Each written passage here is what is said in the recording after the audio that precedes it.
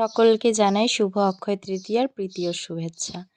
ভেবেছিলাম এবছর কোনো রকম কোনো ভিডিও পোস্ট করব না, তারপরে ভাবলাম যে না করেই ফেলি, কারণ বলা তো যায় না কারো এই ভিডিওটা হয়তো বেশি ভালো লেগে যেতে পারে, সেই কারণে। তো আমি অনেক সকালে এসেছি দোকানে, মোটামুটি 6টার সময়, আর ঘুম থেকে উঠেছি সকাল 3:30টায়। বাড়ির পুজো হলে এতটা প্রেশার মনে হয় না, কারণ দোকানে সমস্ত কিছু টেনে নিয়ে আসাই আমার অনেক চাপের মনে হয়।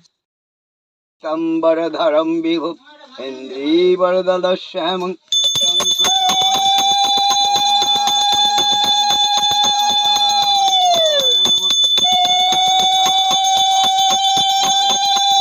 আমাদের ঠাকুরমশাইয়ের কথার প্রচুর দাম আছে। অন্য ঠাকুরমশাই যেরকম করে 6টা বলে 9টা বাজায়, সেরম কিন্তু ইনি একদমই নন।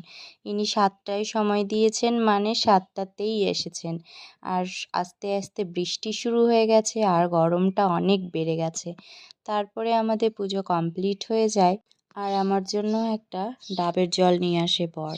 ডাবের জল খাওয়ার থেকে এই শ্বাসটা আমার অনেক বেশি ভালো লাগে। সকলকে প্রসাদ দিয়ে আজকের পুজো কমপ্লিট হয়।